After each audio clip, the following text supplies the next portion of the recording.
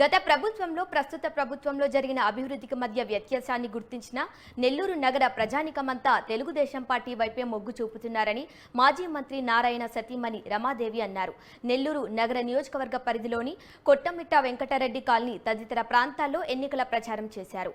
గడప గడపకు తిరుగుతూ సూపర్ 6 పథకాలను, మహిళా శక్తి మేనిఫెస్టోను వివరిస్తున్నారు. తెలుగుదేశం పార్టీకి ఓటు వేసి గెలిపించాలంటూ అభ్యర్థించారు. ప్రజలలో మమేకమై తిరుగుతున్న తరుణంలో ప్రతి పౌరుడు తెలుగుదేశం పార్టీ ప్రభుత్వ హయాంలో జరిగిన అభివృద్ధిని తమకే వివరిస్తుండటం ఎంతో ఆనందంగా ఉందన్నారు.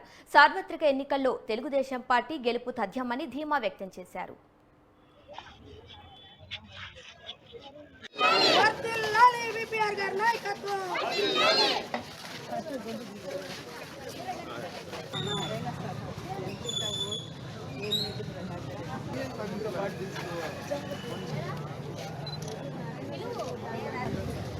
తెలుగుదేశ ప్రచార కార్యక్రమంలో పాల్గొనడం జరుగుతోంది, కొనసాగిస్తూ ఉన్నాము.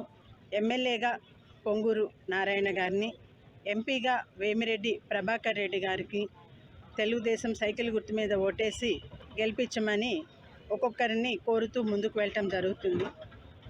స్పందన చాలా అనూహ్యంగా ఉంది. ఇక్కడ వారి ప్రజల దృష్టి నుంచి ఒకటే ఉంది యాంగిల్. అంతకుముందు నారాయణ గారు ఎప్పుడైతే మినిస్టర్గా ఉన్నారో 2014-19 మధ్యలో, అప్పుడు సార్ చేసిన అభివృద్ధి కళ్ళకు కట్టినట్టుగా కనిపించింది.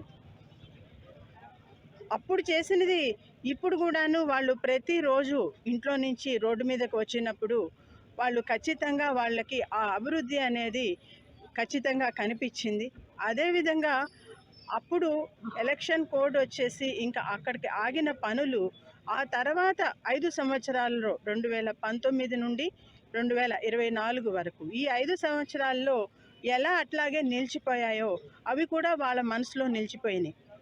ముందు ఎలా జరిగింది అభివృద్ధి, ఆ తర్వాత ఎలా అక్కడికే ఆగిపోయింది, కొనసాగకుండా ఆగింది అనేది వాళ్ళకి మనసులో చాలా క్లారిటీ ఉండి, తప్పకుండా మళ్ళీ నారాయణ సార్ వస్తేనే మనకి మళ్ళీ నెల్లూరులో అభివృద్ధి జరుగుతుంది అనేది చాలా క్లియర్గా ఉన్నారు.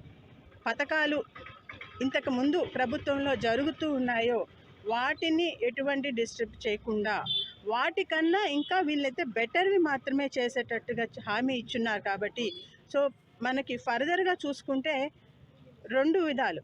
ఒకటి, ఖచ్చితంగా నెల్లూరి అభివృద్ధి కొనసాగుతుంది. అంతకుముందు 2014-19లో ఎలాగైతే కొనసాగిందో దానికన్నా బెటర్గా ఇంకా కొనసాగుతుంది. అది నారాయణ గారు చేయగలరు అనే ఒక నమ్మకము. ప్లస్ ఏవైతే పథకాలు ఇప్పుడు అమల్లో ఉన్నాయో, నేత చంద్రబాబు నాయుడు గారు కూడాను వాలంటీర్స్ని కూడాను వాళ్ళని తీసేయటమో పక్కన పెట్టడమో అలా ఉండదు. వాళ్ళు అలాగే